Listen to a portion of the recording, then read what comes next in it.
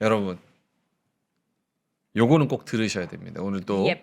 좋은 분과 좋은 주제 가져왔으니까 딱 한 40분 정도만 공부한다고 생각하시고 잘 들으시면 좋을 것 같습니다.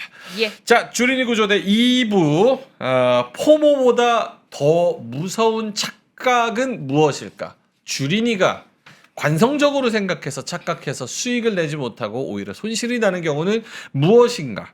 오로라 투자자문 이지환 대표님 모시겠습니다. 어서 오세요. 안녕하세요. 안녕하세요. 안녕하세요.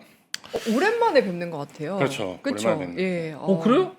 저는 매일 아, 있으니까. 교차에서 나오는. 아랑 씨랑 네, 맞아, 자주 뵀었어요. 아 그렇구나. 예. 예. 일단 뭐 오늘 주제 들어가기 전에 또 많은 분들이 오늘의 이제 극심한 변동성과 이런 것들을 또 되게 혼란스러워하시는 분들이 계셔가지고 최근까지 오늘까지의 이번 주 장은 어떻게 보셨는지. 사실 이제 쏠림 현상이 심하죠. 반도체 가지고 계신 분과 안 가지고 계신 분들 차이가 워낙 크니까 그건 이제 미국도 마찬가지죠. 미국도 사실은 지금 반도체 전력기기밖에 안 가거든요. 어제 미국이 이제 선물 옵션 만기였고 오늘이 휴장이었기 때문에 사실 오늘 변동성은 좀 나올 가능성이 높았습니다. 그러니까 장 초반에 오늘 아마 5장에 좀 밑으로 밀 가능성이 높다라는 부분을 말씀을 드렸는데 보통 미국장이 휴장이면 그날 우리나라 변동성이 좀 이렇게 불규칙하게 나옵니다. 대신 여기 크게 반응을 안 하는 게 좋아요. 그러니까 만약에 오늘 과도하게 오르면 그 다음날 과도하게 내립니다. 그다음에 오늘 과도하게 내리면 그 다음날 과도하게 오릅니다. 그러니까 미국장이 휴장일 때는 이런 웹도덕 현상이 상당히 많이 나온다라고 생각하셔도 될 것 같아요. 오늘 뭐 그렇게 크게 반응할 필요는 없다라는 것과 다만 미국이 이제 선물 옵션 만기가 끝나는 걸 보면 어제 마지막 만기 날까지도 반도체나 전력기기를 끝까지 위로 밀어붙였고 콜풀 레이티오에서 그러니까 상방 쪽으로 베팅하는 게 아마 제가 최근 몇 년에 최고 강했던 것 같아요. 70% 이상 콜로 위로 밀어붙였거든요. 그러니까 그만큼 위쪽 베팅이 많이 나왔고 그게 반도체나 전력기기에 집중돼서 나왔기 때문에 요건 이제 두 가지를 우리가 생각해 볼 수 있는데 하나는 이번 만기에 무리를 좀 했기 때문에 다음 주 초반에는 무리하게 끌어올리면서 올렸던 프로그램 매수가 다음 초반에 프로그램 매도 물량이 조금 나올 수 있다. 그러면 월하수에서 미국 시장이 조금 반도체나 전력기기가 조정을 받을 수 있다라는 부분이고 이제 두 번째로 거꾸로 얘기하면 선물 옵션 만기인데 이걸 끝까지 위로 밀어붙였다라는 것은 아마 6월 말에 계속해서 말까지 아마 반기 마감까지 위로 많이 밀어붙이면서 끝날 가능성이 높아요. 그러니까 좀 긍정적으로 볼 필요가 있습니다. 다만 가는 곳과 안 가는 곳이 명확하죠. 그러니까 미국과 이란의 종전협상 서명이 낮다고 밝혀졌는데 그러면 우리가 기대했던 것은 유가가 떨어지고 채권 금리가 하락하면서 뭔가 경기 관련된 쪽 이쪽이 좀 살아나지 않을까라는 기대감을 가졌는데 이제 그게 별로 무너졌죠. 어제 미국장을 보면 우리와 마찬가지로 기술주 쏠림 현상이 굉장히 심했고 특히 금리가 인하되는 데서 수혜를 받았던 업종들 그러니까 대표적인 게 제약바이오 같은 업종들 굉장히 크게 조정을 받았죠. 그러니까 어제 미국 증시는 그렇게 위로 밀어붙였는데도 제약바이오는 급락을 했거든요. 그러니까 그런 걸 보면 시장이 참 쉽지 않죠. 상승하는 쪽과 하락하는 쪽이 워낙 대비가 되니까. 그 얘기하신 내용 들어보면 그럼 다음 주에 뭐 반도체나 전력기기가 조정이 나오면 그때 매수하는 것도 좀 괜찮아 보이는데. 괜찮죠. 맞게 사실은 이해한 건가요? 그러니까 이렇게 그렇죠. 네. 그러니까 이렇게 얘기하면 그 워낙 가격이 높아서 사실 매수하라고 말씀드리기가 부담스럽거든요. 근데 지금은 이제 오늘도 드릴 말씀 중에 하나지만 이렇게 생각하시는 게 편해요. 어차피 지금 장세는 예를 들어 반도체가 못 가잖아요. 그럼 이 장세는 어차피 못 가는 겁니다. 그렇게 생각하면 어차피 여기서 내가 주식 투자를 해야 되겠다라고 생각을 하면 반도체를 가지고 있어야죠. 어디선가는 들어가야 되죠. 그거는 이제 지난번에도 말씀드렸지만 닷컴 버블 때 오늘 잠깐 뒤쪽에 말씀드리려고 하는데 닷컴 버블 때 비교 많이 하잖아요. 닷컴 버블 때 닷컴 기업 안 사면 수익 안 납니다. 어차피 닷컴 버블이 붕괴될 때 나는 닷컴 버블이 붕괴될 것 같아서 코카콜라를 산다고 해도 어차피 붕괴되면 다 하락합니다. 다만 닷컴 기업은 뭐 80% 90% 하락할 때 뭐 코카콜라는 한 20, 30% 하락하겠죠. 근데 우리가 주식자를 하락하려고 사는 건 아니잖아요. 덜 잃으려고 하는 건 아니잖아요. 어차피 그 상황에서는 뭘 사도 안 되거든요. 그러면 그 시기에는 가장 주된 종목을 그냥 계속 가지고 안고 가야 됩니다. 그래야 수익이 나고 어차피 그 종목이 못 가면 다른 종목도 못 간다. 닷컴 버블 때 닷컴 기업 내려간다고 해서 대안으로 다른 걸 사도 어차피 손실이다. 그거를 생각하시면 좋을 것 같아요. 근데 요즘에 보면은 이제 뭐 물론 이제 한 이틀 정도는 반도체가 너무 올라서 그런 얘기가 또 쏙 들어가긴 했는데 사실 그 전까지는 이제 반도체 너무 많이 올랐으니까 조금 순환매도 나올 수 있다라는 얘기가 많긴 했었거든요. 그래서 근데 이제 오늘 그 제목이 포모보다도 사실은 우리가 이제 착각하는 부분들이 더 증시에서 지금 주식 투자를 힘들게 하는데 이거는 어떻게 보면 주린이 분들뿐만 아니라 사실 제가 볼 때는 오랫동안 주식 투자를 하신 기관이나 전문가나 다 마찬가지라고 보이거든요. 그러니까 워낙 오랫동안 했던 부분이 있기 때문에 그러니까 과거의 습관을 그대로 가져가는 거죠. 그래서 지금 주도주를 놓치면 뭔가 다른 데서 순환매가 나오면서 이걸 좀 회복할 수 있을 거라고 생각을 하는데 사실은 지금은 순환매가 나올 수 있는 장은 아닙니다. 그래요. 그게 이제 그러니까 가장 큰 부분이고 저거 자체가 착각이라는 게 오늘의 주제네요. 주도주를 놓치면 순환매를 기다려서 수익을 거기서 낼 수 있겠다라고 생각을 해서 뭐 조선, 방산, 원자력, 전력 뭐 이런 거 막 얘기하는데 사실은 그게 착각일 수도 있다. 그리고 이제 이게 최근에는 상품이 이제 주식만 있는 게 아니라 ETF나 파생 상품이 있다 보니까 그러니까 이 구조적인 부분을 우리 개인 투자자분들이 이해를 하기가 어려우니까 마치 이제 순환매가 나올 것 같은 착각에 많이 빠지죠. 특히 이제 어떤 경우냐면 반도체가 최근에 보시면 올라가다가 하루에 뭐 삼성전자 하이닉스가 5, 6%씩 빠지는 날이 있거든요. 네. 갑자기 급락하는 날이 나오면 갑자기 코스닥에 있던 2차 전지나 제약바이오가 순간 급등을 한번 하거든요. 그러면 이제는 이게 가는 게 아닌가라는 생각을 할 수 있어요. 그리고 그게 한 하루 이틀 정도 가거든요. 맞아요. 그래서 그때 매수를 하거든요. 근데 여지없이 한 3일 지나면 그대로 내려가거든요. 그러니까 이런 현상이 왜 반복되냐면 일단 외국인도 마찬가지고 기관도 마찬가지지만 이쪽에서는 롱숏이라고 하는 양쪽 전략을 쓰잖아요.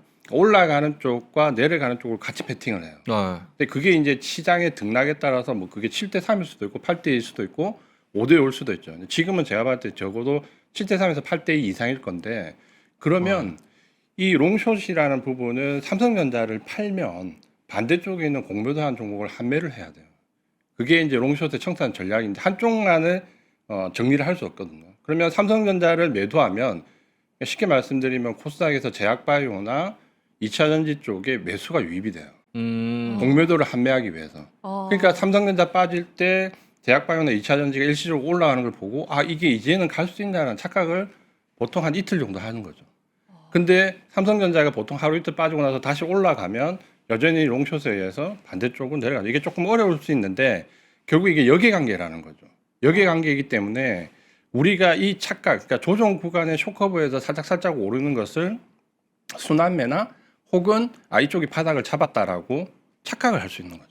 네. 근데 우리가 생각해 보면 그게 추세적으로 오를 수 있냐라고 보면 우리가 펀더멘탈이나 수급이나 모멘텀을 봤을 때 그게 지속되기는 어렵다는 거죠. 그러면 우리 개인 투자자분들 힘든 이유가 뭐냐면 지금 코스피는 올라가고 코스닥은 급락하는데 문제는 그 코스닥이 반등이 나올 때마다 매수를 하셨다는 거죠. 올라갈 줄 알고. 그러면 그 반등이 그 조정의 끝자락에서 계속해서 계단식 하락을 내려오는 거죠. 그러면 계단식 하락의 반등 구간에서 대부분 다 물리셨거든요. 네. 그러니까 반등 구간마다 물리시니까 이제 수익이 손실이 이제 굉장히 누적이 되는 거죠. 그러니까 그런 어려움이 있는데 그럼 순환매가 왜 안 나오냐면 순환매가 나올 시점이 아닙니다. 그러니까 순환매는 주도주 장세가 아닐 때 나와야 돼요. 그럼 지금처럼 주도주가 뭔가 확실한 포지션을 잡고 있다라고 하면 순환매가 나오기 어렵고 또 이 순환매는 나중에 이제 코스닥에서 좀 더 자세히 말씀드리겠지만 금융 사이클과 어느 정도 맞아야 됩니다. 근데 지금 그게 맞지 않다라는 거죠. 그러니까 계속해서 코스닥에서 반등에 대한 기대감을 2차 전지나 제약바이오 쪽에 가지고 가지만 지금 그게 추세적으로 나올 수 있는 가능성은 높지 않다라는 거죠. 그러면 이렇게 높지 않다라고만 얘기하면 뭔가 대응을 또 해드려야 되잖아요. 그러면 가장 이제 편하게 말씀드릴 수 있는 게 그거죠. 어쨌든 미국과 이란의 종전협상이 타결이 돼서 채권 금리가 좀 떨어지면 금리가 좀 지금 발작 수준이니까 좀 떨어지면 어쨌든 금리가 떨어지면서 금리나 수혜주였던 쪽에서 반짝 반등이 나올 수 있다. 제약바이오 같은. 그렇게 기대를 가지고 말씀을 드리는데 문제는 이제 금리가 인상 기조에 들어갔잖아요. ECB가 금리를 25bp 올렸고 BOJ도 일본도 올렸고 이번에 영국도 올렸고 미국 그 FOMC에서는 완화적인 부분에 대한 표현이 이제 없어지면서 우려감이 커졌잖아요. 그러면 금리가 떨어지기가 이제 쉽지 않다라는 거죠. 그러면 여기서 우리 주린이 분들이 생각해야 될 거는 수익을 내는 것도 중요하지만 사실 발을 뻗지 말아야 될 곳에 팔을 뻗으면 안 되거든요. 그러니까 음. 그걸 더 생각하셔야 돼요. 아. 그러면 이제 결론적으로 말씀드리면 어떤 부분에 이제 결론이 나오냐면 금리나 수혜주들은 이제부터는 접근을 하면 안 된다. 계속 말씀드리지만 이제 그거를 생각하셔야 되는 거예요. 금리나 수혜주가 뭐예요? 대표적인 게 제약바이오. 제약바이오, 아. 2차 전지, 성장주 뭐 이런 것들. 그러니까 금리나 수혜주는 최소한 지금부터는 좀 조심을 해야 된다고 계속 생각을 하셔야 되는 거죠. 그걸 보면 어제 미국이 선물 옵션 만기 때 기술주들이 급등을 하는데 유일하게 제약바이오 섹터가 급락을 했거든요. 네. 그러니까 이게 이제는 서서히 증시에 투영이 된다는 거죠. 그래서 지금은 순환매를 기대하시면 안 됩니다. 그러니까 이게 왜 중요하냐면 보통 순환매를 기대하면 내가 물려 있어도 어쨌든 한 바퀴 돌고 오면 본전에 올 수 있다는 희망을 가지고 있거든요. 어차피 뭐 여기 돌고 여기 돌고 여기 돌고 다시 이쪽으로 들어오면 본전을 회복할 수 있다 이런 생각을 하는데 지금 그게 안 되니까 코스닥에서 너무 어려워지는 거죠. 질문 있어요. 그러면 그 순환매가 안 된다는 것 자체가 큰 틀에서 순환매가 이루어지기가 어려운 구조다라고 말씀을 해주시는 거예요? 아니면 순환매를 돌려고 해도 그럴 만한 마땅한 종목들이나 섹터가 없는 쪽인 거예요? 순환매 자체를 기대할 수 있는 수급 자체가 형성이 안 된다라고 봐야 되는 거죠. 그러면 제가 왜 이 질문을 드리냐면 작년 이맘때는 또 조방원 이래서 변압기까지 해서 그 안에서 또 순환매가 한 3, 4개월 또 핫했었던 것 같거든요. 그래서 이제 그 순환매라는 게 이제 우리가 개념을 조금 다르게 생각해야 되는 거죠. 예전에 순환매는 섹터별의 순환매거든요. 내가 예를 들어서 2차전지 샀는데 뭐 이게 조방은 돌고 돌고 돌아서 결국은 2차전지 한 번 온다 이런 거였는데 지금은 다르죠. 그러니까 순환매라는 게 주도 섹터 내에서 메모리 반도체가 갔다가 이쪽이 갔다가 소부장이 갔다가 이런 식의 섹터 내에서 순환매가 되는 거죠. 그러니까 전체 섹터별 순환매를 기대하는 것은 지금은 이제 좀 어렵다라고 봐야 되고 그런 순환매는 언제 올까라는 부분은 이제 뒤쪽에 또 다른 주제도 말씀 좀 드리겠습니다. 야, 왜냐면은 사실 작년에 그 좋았던 기억을 생각해서 조방원이니 뭐니 뭐 이런 걸로 또 생각하시고 시나리오를 가져가시는 분들이 꽤 많은데 그런 그림은 작년과 똑같지 않은. 근데 사실 이제 오늘 주제가 꼭 필요한 내용이긴 한데 네. 굉장히 민감하거든요. 이거 그렇죠. 잘못하면 욕을 엄청 먹을 수 있는 주제이기 때문에 아니 내용은 너무 좋다고 지금. 최대한 지금 언어를 순화해서 지금 말씀드리는 거거든요.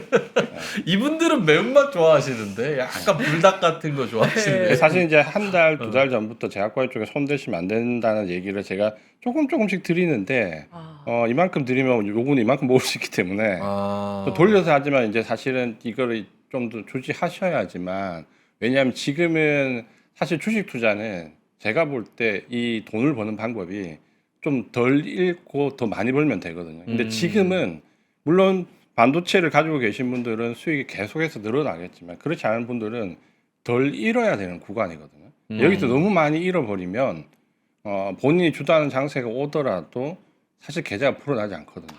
그래서 계좌가 계속해서 이렇게 우상향하려면 벌고 잃고 해서 손익비가 맞아야 되는데 지금은 방어를 잘해야 되는 구간이거든요. 그래서 오늘은 방어를 어떻게 할 거냐에 대한 부분을 좀 인식을 하시면 좋을 것 같아요. 그래야 요걸 좀 덜 먹거든요. 아니 반대로 지금은 잘 가는 애들은 뭐 전기, 닉스, 삼전 이런 애들 막 미친 듯이 잘 가니까 오히려 공격하는 장이라고 일반적으로 생각이 많이 드는데. 그쵸. 그래서 네. 지금 이제 부익부 빈익빈인 거죠. 공격하시는 분들은 계속 공격이 되는 거고, 그 공격에서 밀려나신 분들은 방어가 아니라 계속해서 이제 계속해서 뭐 경기장 자체 내에서 지금 잊지 못할 정도의 압박을 지금 받는 거죠. 근데 이제 이런 부분들을 지난주에도 말씀드리고 지지난주에 말씀드렸던 내용이 뭐냐면 결국 지수가 우리가 지금 이제 9,000을 넘어가고 8,000 넘어오면서부터 이게 좀 바뀌었거든요. 이게 확실히 보여요. 그러니까 저도 지금 주식투자 30년 넘게 하고 있는데 과거에 내가 가졌던 어떤 생각이나 툴이나 그걸 가지고 지금 접근하면 너무 어려워질 것 같다는 생각이 많이 들거든요. 근데 이게 전문가나 어떻게 보면 애널리스트도 마찬가지인데 지금 이제 이 부분을 개인 투자자분들한테도 좀 각인을 시켜줘야 될 시점인데 사실은 이제 그런 습관에서 못 벗어나는 건 오히려 어떻게 보면 전문가일 수도 있거든요. 왜냐면 오랫동안 해왔던 틀이 있기 때문에. 네. 그러니까 그걸 깨기가 상당히 어려운 부분 때문에 개인 투자자분들도 사실은 어떻게 보면 좀 승산 없는 싸움에 지금 많이 좀 몰려 계십니다. 그래서 오늘은 조금 욕먹을 각오를 하고 네. 그 부분에서 말씀드리고 가요. 근데 죄송해요. 자료 해야 되는데 자꾸 질문해서 죄송해요. 근데 말씀하신 거 다 입력했는데 그러면 현실적으로 어떻게 해야 되냐의 부분에 있어서 물론 여기에 고수 형님들은 전자닉스 나 반도체 90% 비중 가지고 있어서 그냥 몰빵했다라고 하시는 분들도 계시고 그렇죠. 시드가 워낙 크기 때문에 현실적으로 이 고객분들이나 반도체 60% 70%까지는 가져가겠는데 그 70도 많지 60%까지는 가져가겠는데 나머지를 안 채우기는 힘들다. 요거를 좀 분산을 하기가 힘들다. 그러면 결국은 전자닉스나 IT 뭐 가는 애들로 몰빵하라는 소리인데 그게 현실적으로 불가능하다라는 분들도 계시거든요. 그렇죠. 그거는 이제 아마 그 저희처럼 실제로 상품 운영하는 쪽에서도 더 그랬는데 문제는 그러니까 이거는 저희 어떻게 보면 그 고백일 수도 있는데 그러니까 삼성전자 하이닉스를 제가 그 삼포 TV에서 정말 초창기부터 주장을 좀 많이 했거든요. 기술적 금리 인상 시기부터. 근데 올해 들어오면서부터 미국 시장이 미국이란 전쟁이 나기 직전에 기술주 외에도 산업재나 경기 소비재가 많이 꿈틀거렸거든요. 네. 그래서 거의 쓰리톱으로 같이 갔거든요. 그래서 뭔가 이제는 경기 소비재 쪽을 좀 봐야 되지 않을까라는 기대감을 가지고 좀 접근해봤는데 결과는 좋지 않아요. 그러니까 그대로 기술주 쪽으로 더 밀어붙였으면 예를 들어 기술주 쪽에 90% 비중을 가다가 이거를 이제 너무 많이 올라서 한 70% 낮추고 나머지 20%를 산업재나 혹은 경기 소비재 쪽 우리는 이제 산업재가 워낙 힘드니까 한일 네. 때문에 경기 소비재 쪽으로 돌려봤는데 결과가 그렇게 좋지가 않아요. 그러니까 뭐 손실이 난 건 아니지만 차라리 그 금액을 가지고 기술적으로 더 밀어붙였더라면 오히려 결과는 좋았다라고 보여지는데 이게 그러면 왜 이런 현상이 왔나라고 생각해 보면 저도 뭔가 분산을 해야 되지 않을까라는 생각이 이게 AI 모멘텀이 딱 한 구간이 일단락되는 시점부터거든요. 그게 작년 10월부터 엔비디아가 고점을 돌파하지 못하고 6개월 이상 조정을 받았거든요. 그러니까 그게 학습의 단계가 끝이 나면서 마치 시장 전체가 AI 모멘텀이 끝이 날 것 같은 분위기가 많이 조장이 됐죠. 근데 실제로 AI 모멘텀이 끝이 난 게 아니라 학습의 단계가 종료되고 추론의 단계로 넘어가는 가독이었죠. 그러니까 이 차이를 인식해야 되는데 이 차이가 왜 크냐면 이걸 인식하지 못하면 왜 소프트웨어 기업들이 급락을 하고 같은 AI 모멘텀을 받다 잘 가다가 네. 왜 갑자기 CPU가 하는데 인텔이 좀 급등을 하는가라는 부분은 결국은 학습의 단계가 종료되고 추론의 단계가 넘어가면서 네. 학습의 단계에서 소프트웨어가 역할이 있어요. 추론의 단계가 넘어가면 소프트웨어가 역할이 없어요. 잘 생각해 보시면 됩니다. 단순하게. 학습의 단계에서는 소프트웨어를 거쳐야 되거든요. 근데 추론의 단계로 넘어가서 인사이트가 나오면 소프트웨어가 필요가 없어요. 그러니까 이 부분이 있고 대신에 추론의 단계로 넘어가면 이전에는 GPU라고 하는 아주 단순하지만 대량의 계산을 빨리 하는 게 좋았다라고 하면 이제 추론의 단계로 넘어가면 다시 복잡한 계산이 나오거든요. 네. 그럼 CPU가 다시 중요해지는 거예요. 그래서 CPU 기업이 또 올라가는 거예요. 그러니까 이 과도기적 단계를 이해를 못 하다 보니까 마치 AI 모멘텀이 끝날 것 같은 생각이 드니까 비중을 좀 낮춰야 되나? 이제 이쪽은 아닌가라는 생각이 드는 거죠. 근데 지금 보시면은 엔비디아나 마이크론 테크놀로지 쪽에 보시면 다시 모멘텀이 이제 붙어서 올라가거든요. 주가는. 그러니까 이때 이제 잘 보면 반도체가 아까 비중이 60, 70%인데 더 살 수 없다 그랬잖아요. 네. 더 살 수 있죠. 왜냐하면 삼성전자 하이닉스를 기본적으로 양쪽을 다 가져가야 되거든요. 다 가져가면서 지금부터 다시 미국 쪽 AI 그 반도체를 공략하시면 됩니다. 엔비디아나 마이크론 테크놀로지 많이 올랐지만 관련되어 있는 ETF 보시면 상품이 많거든요. 그 ETF들이 지금 수익이 굉장히 좋아요. 그러면 삼성전자 하이닉스에 미국 관련되어 있는 반도체 ETF를 넣으면 비중이 대충 30-40% 이상 맞춰지거든요. 그 세 개만 가지고 나머지 전력기기랑 AI 부품 쪽까지 같이 맞춰서 넣으면 충분히 이제 포트를 구성할 수 있죠. 그러면 말씀하신 거 들어보면 우리나라에서는 삼전 닉스 빼고는 지금 볼 게 없고 특히 코스닥은 되게 안 좋게 보시는 느낌인데. 그렇죠. 그래서 이제 코스닥 얘기를 해야 되는데 예. 코스닥이 이제 계속 어렵다라는 얘기들 작년부터 계속 해가지고 그 최근에는 이제 워낙 많은 얘기를 들었더니 처음에 말씀드릴 때 욕을 진짜 많이 하셨는데 요즘은 욕을 많이 안 하시더라고요. 근데 안 이게 좋아서. 우리가 주식 투자는 너무 그 경제 방송의 애널리스트 같은 혹은 전문 투자자 같은 내용도 필요하지만 그냥 좀 단순하게 생각하실 필요가 있습니다. 상식적인 선에서. 그럼 코스닥은 일단 제가 볼 때 몇 가지 이유가 있는데 그러니까 그 중에서 대표적인 한 세 가지 정도 왜 못 가느냐를 이해를 하셔야 되잖아요. 네. 제가 가지고 있는 첫 번째로 보면 일단 금융 사이클이 안 맞아요. 그러니까 우리가 보통 누울자리 매크로에서 주식시장에서 매크로라는 것은 실제 거시경제를 얘기하는 게 아니라 주식시장 사이클을 얘기하는 거거든요. 이 사이클에서는 뭐, 이 사이클에서는 뭐, 다음 사이클은 뭐 이런 걸 주로 말씀을 드려야 되는데 코스닥이 강한 때는 금리가 거의 인상되는 시기입니다. 그러니까 금리가 인상되고 조금 지났을 때 코스닥이 올라가기 시작하면서 특히 양적 긴축이 시작되면 코스닥이 그때부터 급등하는 현상이 오거든요.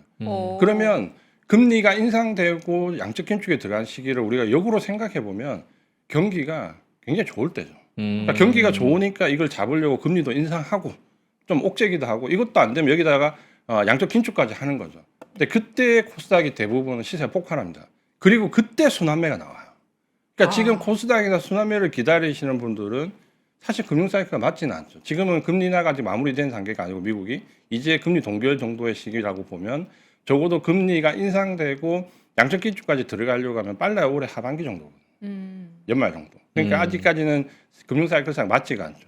두 번째는 이건 조금 아쉬운 부분인데 올해 초부터 코스닥과 관련된 정책이 굉장히 많이 나왔습니다. 그러니까 코스닥을 활성화시키겠다. 지금 이제 강등제 얘기까지 나왔지만 네. 그리고 코스닥에 어느 정도 자금적인 지원 부분이나 혹은 수급적으로 개선시킬 수 있는 부분 또 ETF와 관련된 데서 ETF를 구성해서 뭔가 자금적으로 지원하는 수급을 개선시킬 수 있는 부분이 나왔는데 사실 제가 이런 그 코스닥의 정책이 나와서 성공한 예를 이전 정권, 이전 정권까지 한 대여섯 번 정권을 다 생각해봐도 한 번도 성공한 적 없어요. 제 기억 속에는. 그러니까 코스닥 정책이 나와서 성공을 못했던 이유가 펀더멘탈적인 계산 없이 수급만 개선시키잖아요.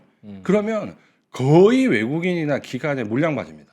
그러니까 물려있던 혹은 코스닥에서 워낙 그 거래량이 적기 때문에 빠져나오지 못했던 외국인들이 이런 수급상에 개선되는 정책이 나오면 그때 물량을 다 넘겨버려요. 이걸 기회로 생각해서 대부분 물량을 넘겨버리거든요. 그러니까 그런 정책이 오히려 외국인들이 차익 실현하고 빠져나갈 수 있는 빌미를 줬던 경우가 더 많았고 또 한 가지는 그거죠. ETF죠. 코스닥에서 어떤 ETF를 강화하는 게 과연 도움이 될까, 그러니까 수급적으로 도움이 될까라고 보면 사실 코스닥은 개별 장세거든요. 개별 종목 장세거든요. 그러니까 같은 섹터 내도 우량한 종목부터 조금 우량하지 않은 종목까지 정말 코스닥은 편차가 크거든요. 네. 근데 이걸 ETF로 구성하잖아요. 예. 그러면 우량하지 않은 종목을 매도할 때 우량한 종목까지 같이 다 매도가 됩니다. 마치 예를 들면 지난번에 삼천장제약에서 뭔가 문제가 있어서 제약바이오 ETF를 매도해버리면 삼천장제약과 무관한 우량한 제약바이오 종목들이 같이 다 매도가 돼버려요. 그렇죠. 그러면서 코스닥은 개별 종목 장세로 가야 되는데 전체가 다 같이 매도가 돼버리는 거예요. 그러면 코스닥은 사실은 어떻게 보면 우리가 좀 냉정히 얘기하면 상위 30%의 우량한 기업들이 거의 다 시세를 이끌어 가거든. 개인 투자자들이 좋아하는. 근데 하위 70%의 ETF하고 같이 물려버리면서 여기를 매도하기 위해서 여기도 같이 매도가 되는 거예요. 그럼 과연 코스닥에서 ETF가 맞냐라는 부분은 한번 심각하게 생각해 봐야 됩니다. 수급적으로. 그래도 그러면 등급제를 하는 거는 좀 괜찮은 거 아니에요? 근데 이제 등급제를 하려면 예. 대신에 이제 이게 어떤 부분이 필요하냐면 예를 들면 나스닥 같은 경우는 우리가 상장이 좀 어려울 거라고 생각하지만 반대거든요. 나스닥 상장은 우리나라보다 쉽습니다. 대신에 퇴출이 굉장히 빨라요. 1년 그래요? 안에 경고 한 두 번 받으면 바로 퇴출입니다. 그러니까 우리가 마치 그 미국의 대학처럼 가게 편입 입학은 쉬워.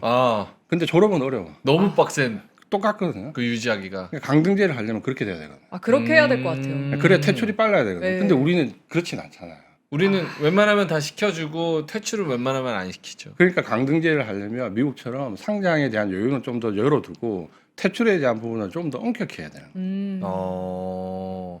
그 코스닥이 그러니까 어떻게 보면은 사실 지금 정부나 어떤 뭐 여당이나 여기서 밀겠다는 뭐 코스닥 3000 자체가 이런 주제가 아니지만서도 어쨌든 코스닥 뭐 국민 성장 펀드나 이런 걸로 붐업시키겠다는 그 아이디어랑 컨셉이랑 지금 전반적인 통화 정책 기조, 그러니까 글로벌리 요게 맞서면 이쪽이 지는 거예요, 전자가?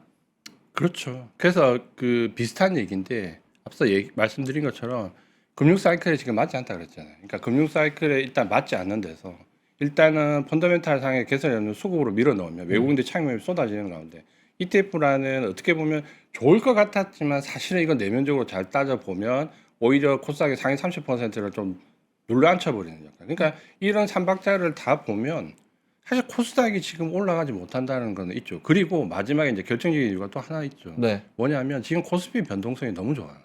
하이닉스 잘 사면 하루에 10%씩 올라갑니다. 그렇죠. 이전에는 이런 변동성은 코스닥에서 기대를 했거든요. 네. 그렇기 때문에 모멘텀 종목 거래를 많이 했는데 굳이 헤지 펀드들이나 사모 펀드들이 과거처럼 코스닥에 리스크를 안고 들어갈 필요가 있겠냐라는 부분이 있는 거죠. 지금 코스피 변동성이면 굳이 사모펀드나 헤지펀드들이 코스닥으로 들어갈까라고 보면 아직 수급적으로 그렇게 될 상황은 아니죠. 이런 부분도 있죠. 그러면 앞서 말씀했던 금리 사이클에서 맞춰보면 어려울 수밖에 없는. 그러면 뭐 반대로 역으로 좀 여쭤보면 지금 코스닥 상황이 조금 좋지 않으니까 약간 그냥 우량한 뭐 승급제도 한다 그러고 앞으로 개선도 한다고 하니까 그냥 3년을 앞으로 3년 5년을 보고 지금 이제 사둔다라고 930포인트에서 사둔다고 하면 그거는 유효한 전략이에요? 이제 그게 이제 앞서 물어보셨던 질문에서 금리 관련되어 있는 부분과 섹터별로 맞아야 되는 거죠. 그러니까 예를 들면 저는 이제 지금 좀 비관적인 말씀을 드렸지만 그러면 코스닥이 앞서 말씀드린 것처럼 금리가 상승하고 뭔가 뭐 쉽게 말씀하면 경기가 흥청망청하면 결국 코스닥 순환매가 오거든요. 그럼 빠르면은 올해 하반기 아니면 적어도 내년 상반기 전에 1분기 전에는 올 것 같은데 그럼 그때는 코스닥을 공략을 해야 되잖아요. 네. 그러면 그때는 금리가 인상되는 시기잖아요. 네. 그러면 앞서 말씀드렸던 금리 인하 수혜주들은 빼고 생각을 해야 돼요. 코스닥이. 아. 그러면 단순하게 우리가 코스닥은 2차전지, IT 소부장, 제약바이오 이렇게 본다면 어디를 공략해야 될까? IT 소부장이요? 아. 그리고 2차전지 가능성이 좀 있죠. 어느 정도. 근데 제약바이오는 과연 금리 인상 시기에 그걸 뚫고 올라갈 수 있을까라고 보면 만만치 쉽지 않다. 않죠. 알겠습니다. 자료를 하나도 못 했는데 자료 그러니까요. 2장 받는 2장. 예. 일단 쭉 가보겠습니다. 거기서 저희가 질문을 드릴게요. 네. 계속 코스닥은 이런 상황이 있기 때문에 지금은 좀 어려움을 인식할 수밖에 없다. 다만 말씀드린 것처럼 계속 이러냐는 것은 아닙니다. 결국은 아마 이거를 우리가 잘 생각해 보면 코스피에서 결국은 반도체가 어느 정도 그 고점이 형성되는 시점이 올 거고 그걸 우리가 지난번 말씀드린 대로 상품별로 좀 구별해 본다. 결국 수요가 줄어들 거라고 본다면 아마도 베라 루빈의 울트라가 나온 시점을 잡으면 올해 하반기나 내년 1분기 될 건데 그럼 그때는 아마 코스닥 장세가 좀 유리할 수 있고 그러면 아마 그때는 오히려 삼성전자 하이닉스가 탄력이 떨어지고 반도체 소부장들이 오히려 탄력이 더 클 수 있습니다. 그때 코스닥을 집중적으로 공략을 하시면 좋겠죠. 그리고 이제 말씀드렸던 이 제약바이오 랠리가 재개될 수 있다는 부분이 그러니까 저희도 요즘에 그러니까 가장 설득하기 어려운 고객이 사실은 제약바이오에 몰입되어 있는 고객들입니다. 그러니까 이분들이 어떤 상담을 하거나 자문을 받으려고 하실 때 일단 여기는 건드리지 마라라는 멘트를 거의 99% 하시거든요. 네. 이거는 내가 무조건 안고 가니까 나머지 부분에 대해서만 이렇게 말씀을 하시거든요. 왜냐하면 항상 우리는 기억에 이거는 주린이 분들도 마찬가지지만 이 직전에 가장 좋았던 걸 기억합니다. 최근에 한 2, 3년 동안 가장 좋았던 것은 제약바이오예요. 네. 제약바이오는 뭐 그냥 속칭 얘기하면 뭐 웬만한 거 사도 4-5배 다 올랐어요. 네. 좀 잘 잡으면 한 4-50배 올랐고 그러니까 10배 정도는 기본적으로 다 올랐다고 보셔도 됩니다. 그러니까 왜냐하면 그동안 금리가 인하가 됐잖아요. 금리가 인하되는 시기였기 때문에 말씀드린 대로 그 나이 시기에 가장 주목을 받았던 게 제약바이오죠. 그러니까 대부분 지금 제약바이오를 공략하시려는 분들은 최근 2, 3년 동안 수익이 많이 나신 분들이 많아요. 그래서 그 기억을 그대로 갖고 계신 거죠. 여기서 조금만 더 견디면 또 제약바이오가 올 거다. 오를 거다. 네, 올 거다. 근데 제가 오늘 욕을 많이 먹을 각오를 하고 말씀드리면 보통 제약바이오 사이클을 그러니까 전문적인 집단에서 보통 볼 때는 보통 10년 잡습니다. 그러니까 10년 한번 시세가 오면 그 다음 시세 올 때까지 거의 한 10년은 걸린다고 보거든요. 제약바이오는 그러니까 최근에 2, 3년 시세가 굉장히 크게 났거든요. 보통 뭐 10배 이상 났으니까. 네. 그러니까 이제 그거를 좀 고려를 하셔야 되고 문제는 제약바이오에서 그동안 그래도 수익이 많이 나신 분들은 지금 좀 어려워져도 사실 수익이 많이 난 상태에서 어려졌기 때문에 아직은 수익권이시거든요. 그런 분들은 그래도 그나마 좀 다행인데 최근에 이제 많이 빠졌다고 접근하시는 분들은 상당히 어려워질 수 있죠. 그러니까 이런 부분들은 조금 진입을 자제를 하셔야 되는데 그러면 보유하고 계신 분들은 어떻게 해야 되냐? 그게 이제 앞서 말씀드린 대로 미국과 이란의 종전 협상이 완전히 지금 서명이 되고 지금 이제 60일짜리 임시 부분인데 네. 만약에 어느 정도 그게 타결이 좀 빨리 되어서 미국의 채권 금리가 지금 발작 수준인데 그게 좀 떨어지면 순간적으로 금리가 떨어질 때 제약바이오가 반등이 나올 것 같거든요. 그럼 그때 빠져나오는 기회로 삼으셔야 되는데 사실 지금 이제 금리 인상 시기를 너무 늦추다 보니까 미국과 이란 협상을 너무 늦추다 보니까 점점 금리 인상 시기에 다 돼가거든요. 그러니까 이게 빨리 금리 동결 시기에 내려오고 발작 수준에 내려오고 이게 어느 정도 정리가 되고 이렇게 돼야 되는데 이렇게 가다가 금리 인상 시기 쪽으로 붙어버리면 그 반감되는 효과가 이제 줄어들 거거든요. 그러니까 지금 아마 그러니까 금융 상품에 투자하시는 분들 중에서 가장 위험하거나 혹은 가장 아프신 분들이 누구냐면 누굴 것 같아요? 지금 가장 손실이 큰 분들. 가장 손실이요? 하이브 3,000단지야? 그러니까 주식도 맞는데, 네. 그러니까 지금 보면 제약바이오 쪽이 가장 타격이 크고 또 한편으로는 채권 투자하신 분들입니다. 그러니까 채권 투자하신 분들은 지금 지난주에 나온 거 보면 고공채 투자하신 분이 마이너스 30%거든요. 평균적으로.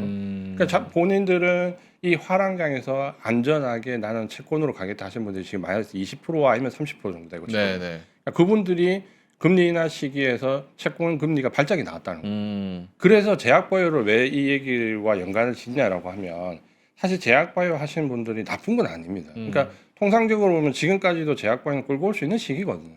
금리 인하가 끝나지 않았고 금리 동결 시기에서 말미로 넘어가서 인상으로 넘어가는 시기가 아니기 때문에. 근데 이게 특이하게 이번에는 채권금리 발작이 나왔다라는 거예요. 그러니까 국공채 투자하신 분들이 마이너스 20% 마이너스 30% 손실 이거 있을 수 없는 일이거든요. 네. 벌어졌잖아요. 그럼 이제 이걸 제약바이오 하시는 분들은 약간 경각심을 가져야 됩니다. 아 이게 금리가 장난이 아니구나.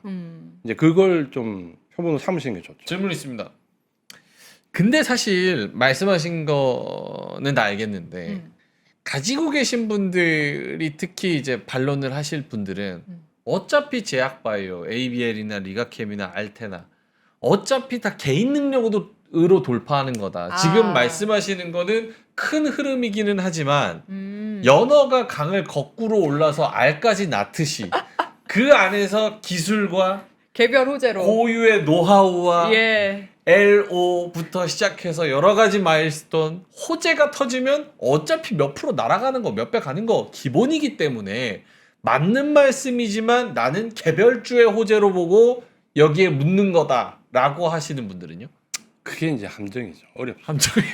함정이에요 또. 왜냐하면 역으로 예. 제약바이오 업체에서는 저희한테 똑같은 질문을 하거든요. 그러니까 개인이 아니라 제약바이오 업체에서 똑같은 얘기를 하거든요. 그러니까 왜 이렇게 주가 탄력이 떨어지느냐. 그러니까 제약바이오 업체에서 느끼는 거예요. 예전에 이 정도 호재를 내보내면 주가가 이만큼 올랐는데 지금은 그보다 더 강력한 호재를 내보내는데 왜 주가가 이거밖에 안 오르냐 라고 저희한테 문의가 오시거든요. 네네네. 그러면 같은 호재가 나오거나 예를 들어서 정말로 뭐 제약바이오에서 나올 수 있는 거 그거잖아요. 기술 이전 계약이나 금액에 돈이 들어왔다. 뭐 예. 외국계 대형 제약사와 계약을 체결했다라고 해도 과거 같으면 두세 배 올라갈 수 있는 상황이 지금 10% 20% 올라다 꺾이거든요. 왜냐하면 근본적으로 지금은 펀더멘탈하게 개인들이 아무리 사도 제약바이오 올라오면 외국인한 기관이 무조건 던집니다. 그러니까 올라만 오면 무조건 물량을 줄여요. 그러니까 그 물량에 막혀가지고 상승세가 예전처럼 막 크게 이어지지를 못한다는 거죠. 그러면 결국은 개인들끼리 주고받아야 되거든요. 이제 그게 최악의 상황이 되는 거죠. 개인들끼리 주고받는 상황이. 서로 피 흘리면서. 네, 그게 이제 서로 피 흘리면서 마지막에 이제 걸리는 사람이 죽어가는 거죠. 근데 이 내용 들어도 하실 분들은 그럼 난 20% 먹고 나와야지라고 하실 수도 있어. 눈높이 낮춰야죠.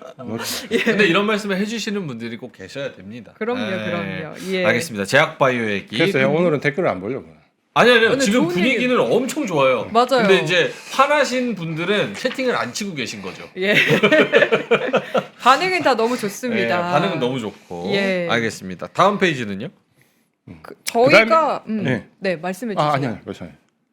아닙니다. 말씀하시죠, 가영 씨. 왜냐하면 사실 질문 내용이 거의 중간중간 다 말씀을 보통 해주셔가지고 이제 시간상 그래도 외국인 수급 부분 또 알아주시면 좋을 것 같아가지고.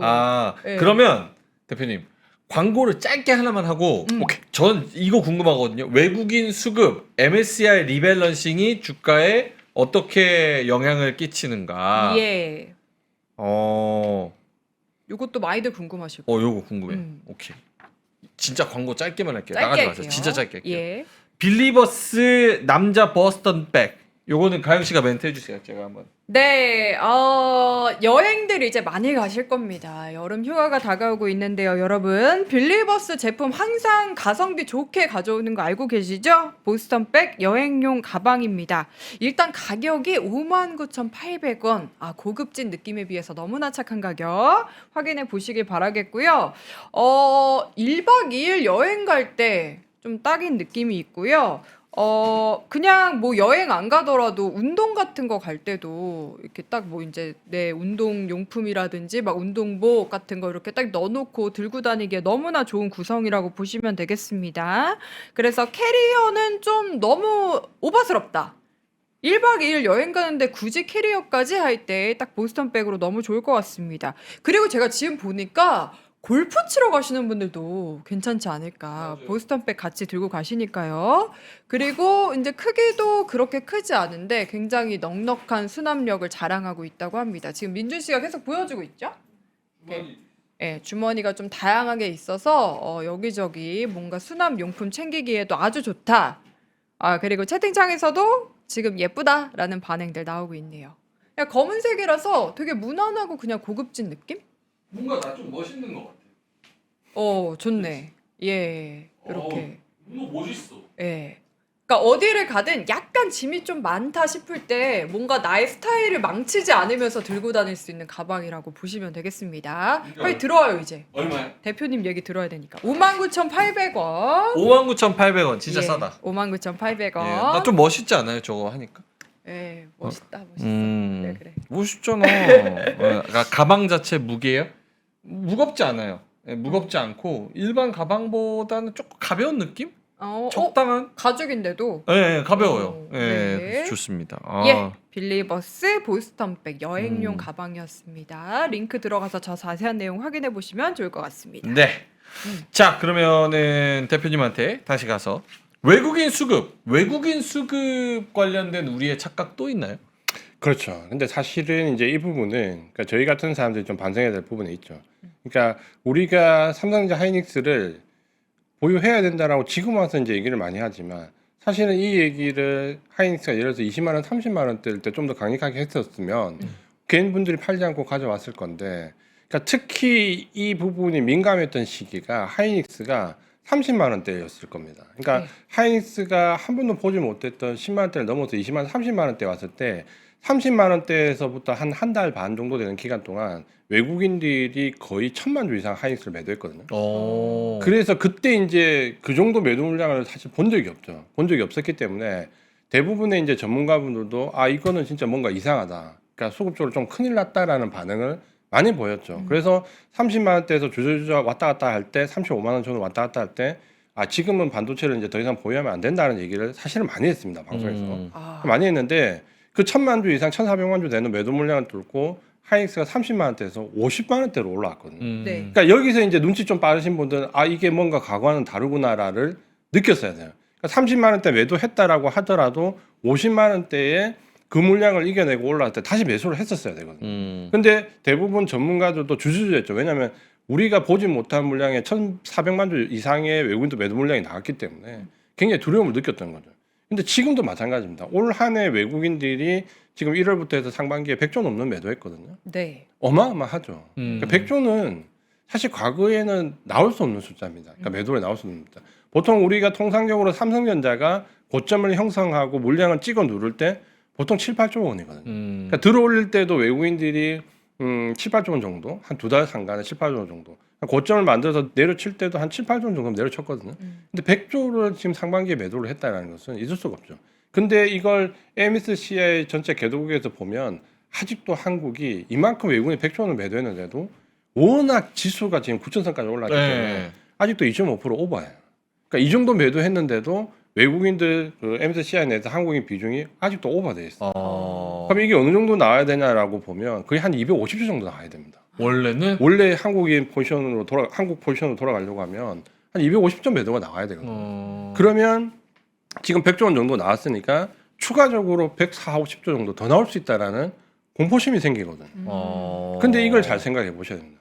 뭐냐면 과거와 뭐가 달라졌냐면 외국인들이 100조를 매도했는데 우리가 지수가 4,000대에서 지금 9,000대로 올라왔거든요. 그렇죠. 네. 그러니까 이게 뭔가 다르다라는 인식을 가져야 됩니다. 그러니까 외국인들이 결국은 예전처럼 액티브 자금들이 100조를 매도했다면 우리 증시가 지금 완전히 주저앉았겠죠.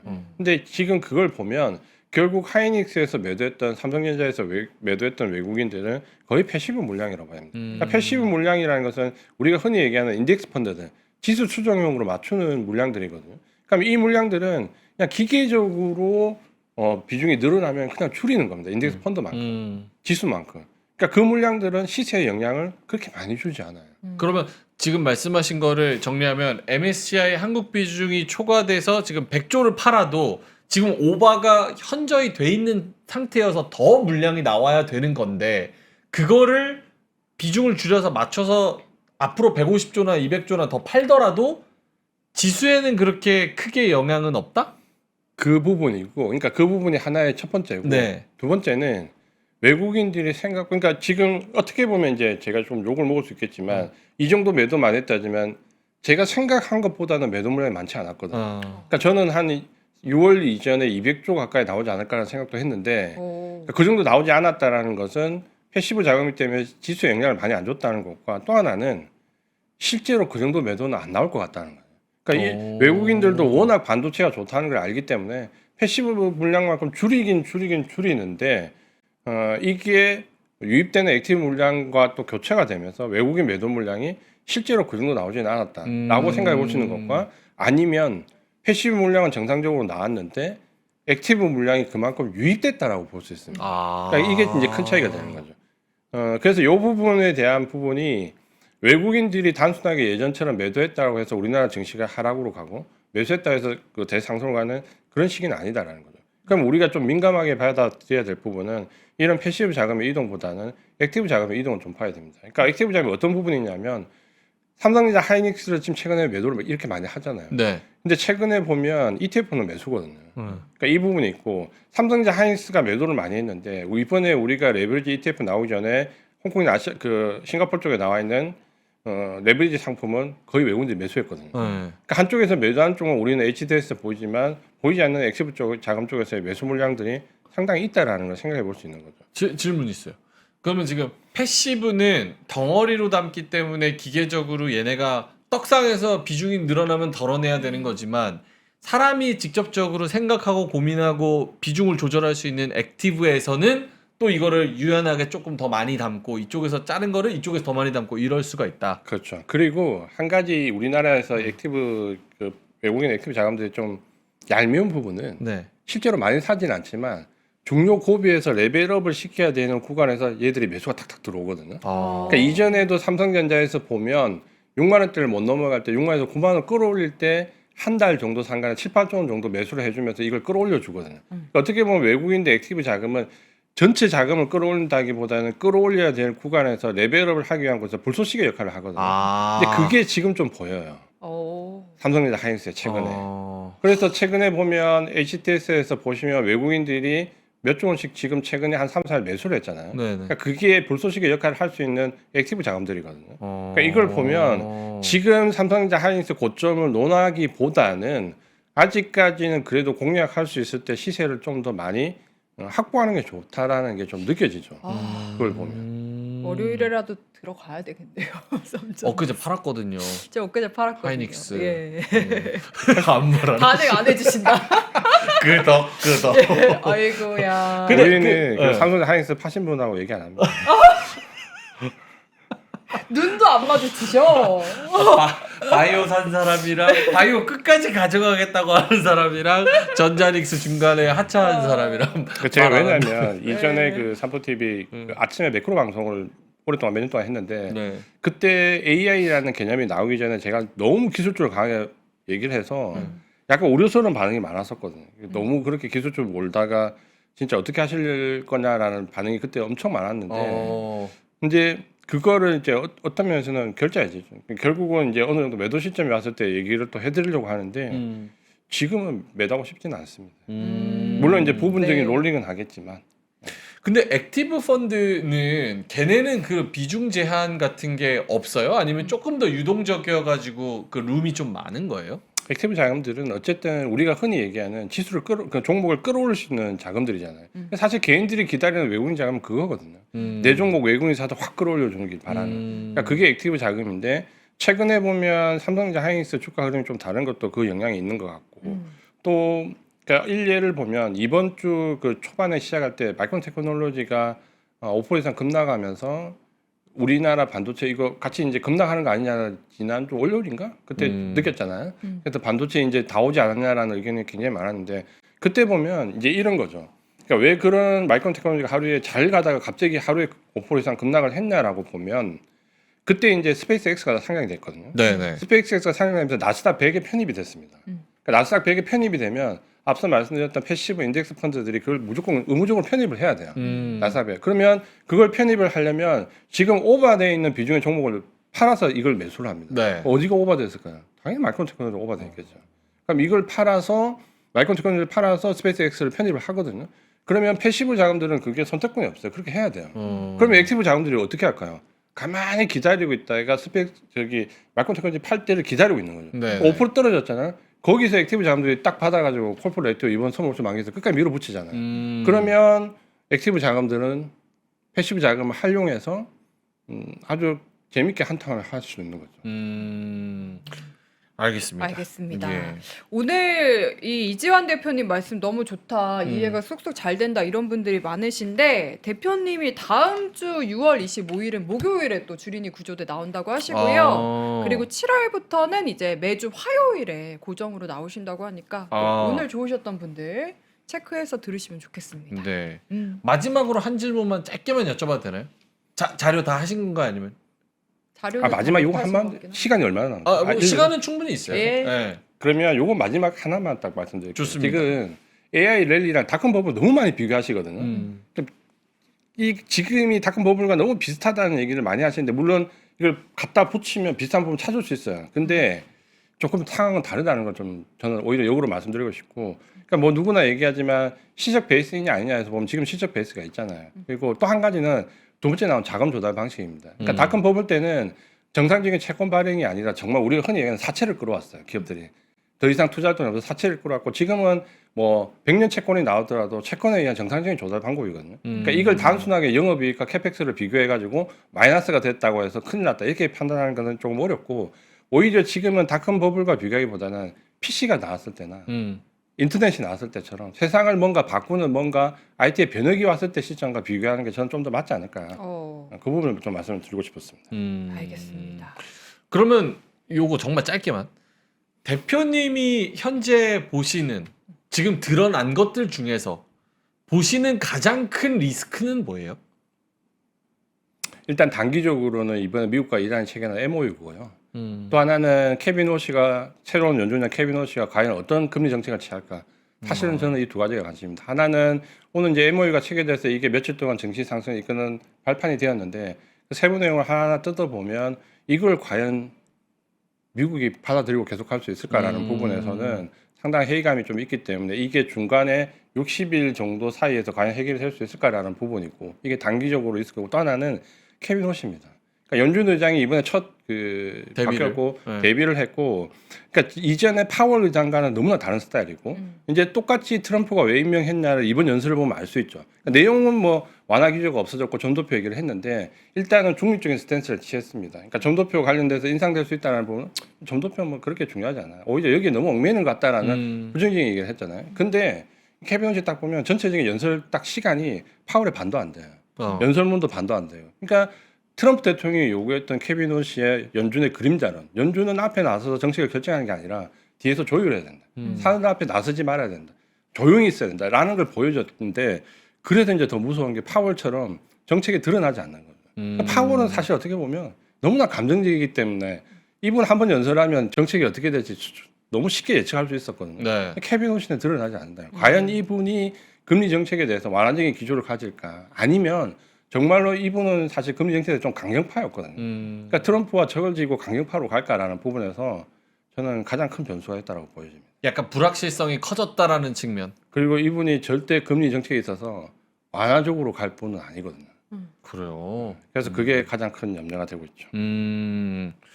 알겠습니다. 뭐 아까 시작할 때 걱정은 하셨지만 분위기는 너무 좋습니다. 채팅창도 그렇고. 예. 항상 나오시면은 딱 그 되게 노하우를 속 시원하게 솔직하게 쫙 풀어주셔가지고 저는 너무 좋습니다. 그래서 이게 쏙쏙 잘 들려요. 뭔가 이제 꼬아서 얘기 안 하시고 그냥 그러니까. 딱 말씀해 주시니까. 예. 그리고 더 어렵게 말씀하실 수 있는데 우리 주린이 구조되어서 쉽겠다. 예, 맞습니다. 예. 알겠습니다. 오로라 투자자문의 이지환 대표님과는 여기서 인사드리겠습니다. 고맙습니다. 감사합니다. 고맙습니다.